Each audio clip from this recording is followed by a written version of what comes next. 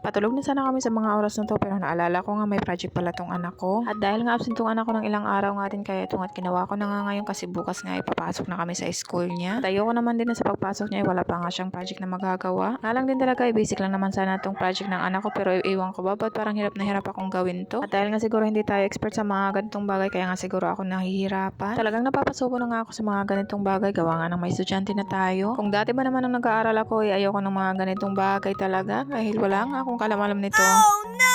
Pero ngayon talaga kailangan ko na magpursige dahil may anak nga ako nag-aaral na. Dahil dati kasi talaga nung nag-aaral ako hindi naman sa ayaw ko pero kung maaari lang din talaga iniwasan ko siya dahil hindi nga ako expert sa mga ganitong bagay. Magawa naman ako ng mga projects guys. Mas mainam na kasi sa akin yung mga handwritten talaga ng mga project ng ganyan.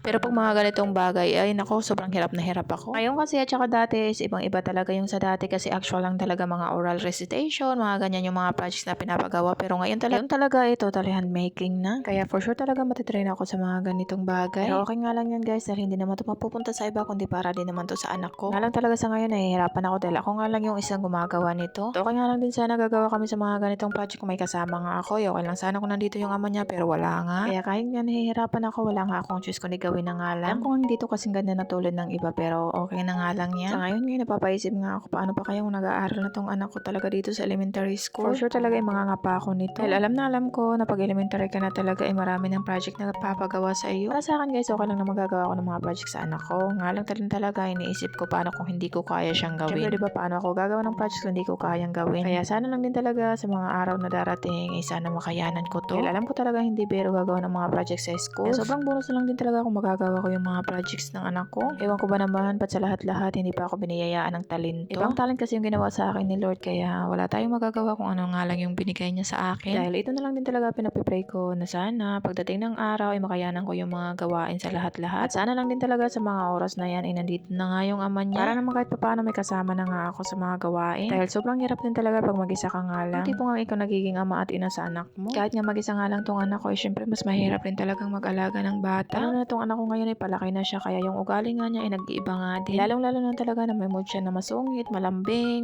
Minsan naman, ewan mo, hindi mo maintindihan kung ano. Kaya ako pa naman minsan high temper ako sa kanya kaya iniiwasan ko talaga na hindi magalit. Ngayon mo lang din talaga mararealize na ang hirap pala talaga maging ina. Nabilib din talaga ako sa ibang mga mami na ang tiyaga-tiyaga din talaga nila mag-alaga sa mga anak nila. Tulad ko nga na nag-iisa nga lang ako sa ngayon kaya sobrang papasalamat ako nandito nga ako sa poder nila mama at papa. Dahil kung wala nga siguro ako sa tabi nila ewan ko na lang din talaga paano ako maghahanap buhay kung may ganito nga akong anak na maliit. Kaya sobrang salamat pa rin talaga Lord pati sa mga biyayang binibigay mo sa amin sa araw-araw. Hindi nga ako makakalimot na sasabihin nga yan sa'yo araw-araw na yung mga pasasalamat ko ay galing nga yan sa puso ko. Kaya ang bawat biyaya nga na binibigay mo sa amin sobrang pinapahalagahan nga namin yun. Kaya nga kung minsan may mga araw nga na natamad ako kaya lagi kong pinapanalangin na sana hindi laging tama rin ako sa araw-araw. Sobrang hirap din talaga pag yung matatamad ka na tapos ang daming kailangan bilhin sa tindahan namin. At dahil nga tindahan yung main kabuhayan namin dito kaya nga hindi pwedeng patulog-tulog nga lang. Dahil kung maaari nga araw-araw nga ako naalis ng bahay para mamili. Dahil nga budgeted nga lang yung pera natin kaya araw-araw nga tayo halos namimili. Dahil ang ginagawa ko nga pag may pera nga kami dito sa tindahan ay agad nga binibili ko. Ilang isel ko dito sa tindahan namin di bali ng paliit-liit lang importante may bibigay ako sa customer namin. Dahil kung ano nga yung hinahanap nila ayun nga tinutugunan ko nga yun. Naniniwala nga ako sa kasabihan na di bali ng maliit yung tindahan mo basta kompleto ay madami nga tayong maibibigay. Ganun nga yung style yung ginagawa ko sa ngayon. Kaya pinagpapasalamat ko nga yun na kahit pa paano may naibibigay nga rin kami. Nasipag at syaga nga lang din talaga tayo. Dahil sa panahon na ngayon pagpatulog-tulog nga lang tayo ay ba mahihirapan nga tayo sa buhay. Dahil kung ikukumpara nga natin yung dati at saka ngayon mas mahirap nga yung ngayon. Halos nga nang bilihin ang mahal-mahal pa tapos halos lahat nga binibili mo na nga rin. Swertehin lang din talaga sa may mga lupa dyan na kahit pa paano makakapagtanim-tanim sila ay katulad sa amin na wala kaya sobrang hirap din talaga. Dito nga guys nagawa ko na nga tong project ng anak ko. Makikita nyo naman hindi naman siya ganun kaayos pero okay na din kahit pa paano ay mapapasa na natin sa school.